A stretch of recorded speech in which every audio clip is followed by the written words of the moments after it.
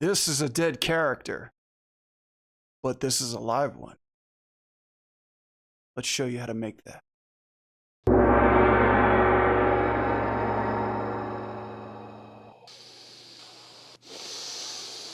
What's up, everybody? Brad for Show back again with another animation tutorial. 2021's been a rough year. It causes a lot of stress, anxiety really high, got your blood boiling. My heart goes out to you. That's okay. Uncle Show's here to calm you down. Because this time, I'm gonna take it down a notch a little bit. We're gonna relax, kick up your feet, enjoy the episode. Let me guide you along this journey that we call animation. I'm gonna be talking about something that is very, very crucial in animation and sometimes overlooked by us animators, and that is breathing. Breathing is a respiratory system. Breathing, we all breathe. I breathe, you breathe, is a normal thing. It's a natural thing, and it's an overlooked thing. We forget we breathe. Sometimes animators forget to breathe. Not conscious of it. It's a normal thing. It happens automatically, even when we sleep. It's scary, right? A wise man once said, "No breathe, no life." And I don't have one. Not joking. I do, but it's weird. Take a lesson from Mr. Miyagi. The body needs to breathe in order to sustain life. Sometimes I see animated shots that fail to show the character breathing properly, especially when they're thinking. If it's not moving, it's dead. You know, it's automatic. So your character should be automatically breathing, especially when saying dialogue or acting or doing a physicality or a fight scene. Doing something physical, weight exercises, boxing, shadow boxing, or moving. Does anybody want to move? I didn't think so. Yeah, try moving furniture. It sucks. Feeling nervous or frightened, breathing faster, the upbeats get a little bit quicker. Or even singing, you got to intake a lot of air in order to release those lungs. I'm gonna show you a few tips and tricks in order to help you on your animation journey and hopefully make your process a little bit faster. So let's get to Maya, see what I got. But first, so here we have our Marty rig. Sometimes you might get lucky to select a chest that has a breathe attribute. If you have, that's good. We can use that for advantage. What I know from studying and seeing is that usually it takes 1.5 to 2 seconds on the inhale, and exhaling's a little bit faster too.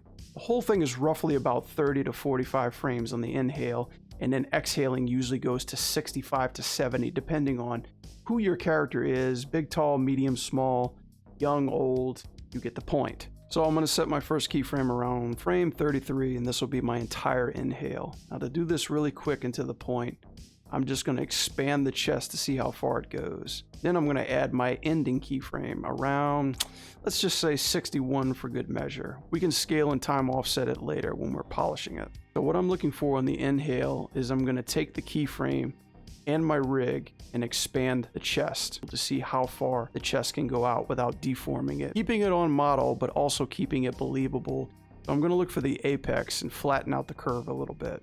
And then by using my weighted tangents, I'm going to get a nice quick ease out into my inhale.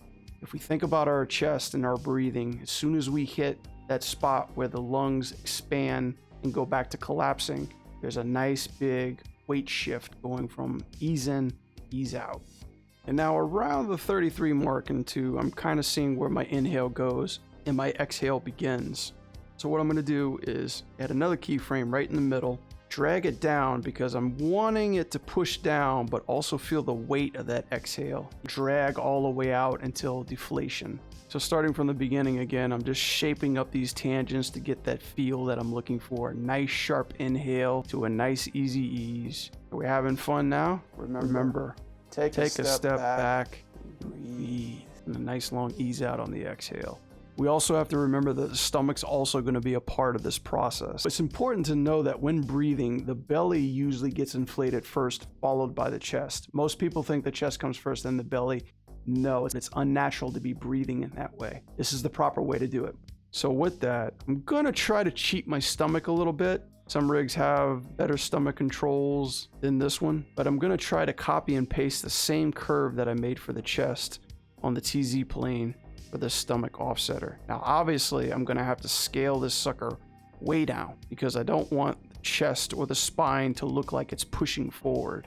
Even though it's still there, I want to give some kind of illusion that the belly's going to be expanding. Looking to offset the belly animation, then the chest will come in real great handy. So once you have the chest and the belly animation, we're going to go to your clavicles or your shoulders. Now, if your rig doesn't have a breathe control, you can also use these shoulder controls to give the illusion of your character breathing, whether that's going up and down or expanding out and back again.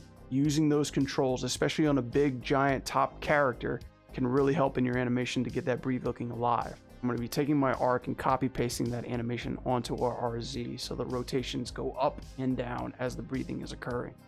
And again, as I'm pasting it, I'm going to be scaling them down in order to match the proportions of our Marty rig. Usually playing around how much I can offset them to. Even though the chests are coming after, the shoulders usually follow just a tad bit later. Offsetting it a little bit will give it a little bit more organic feeling. Now here I'm just doing a little bit more shoulder tweaking too, because the shoulders are a little bit more heavy and a little bit more tighter, and we need to separate that from what the breathing's actually doing. And of course, checking my work is critical.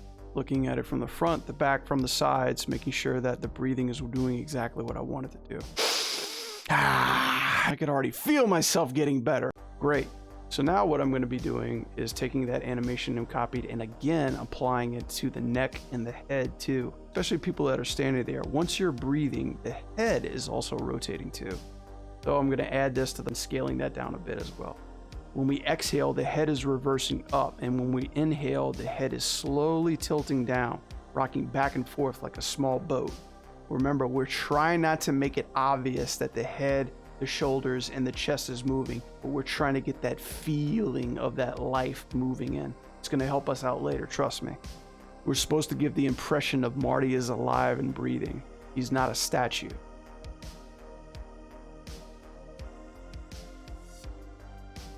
So now what I'm going to do is add that same arc on the neck animation and reverse that. So that way my neck is connected more to my chest and my head will be offsetting, all the while scaling it and making it feel more fluid. There's not really a fast way to do a breathe cycle. It's more about patience. And hey, this is all supposed to be relaxing. It's therapeutic. Be sure to take in some nice breaths.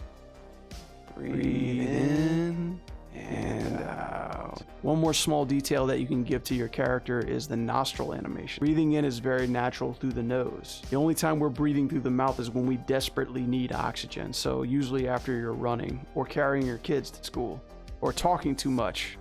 Just copy the scale of the breath and add it to my nostrils on TX. Now of course when they come in it's going to look like shit, but again, scaling it back down again. The nostrils are very small, but you want a nice sharp out in order for them to read. So even though they're small, the changes will be minimum. This is just another little small detail you can add to your breathing cycle in order to give it a lot of life. So here's a big tip. Take everything that you've animated, go to your layers tab, click on layers and go to extract non-layer animation for selected objects. And this will make an anim layer with all your animation and leave the base animation alone. Click on that and name it breathe.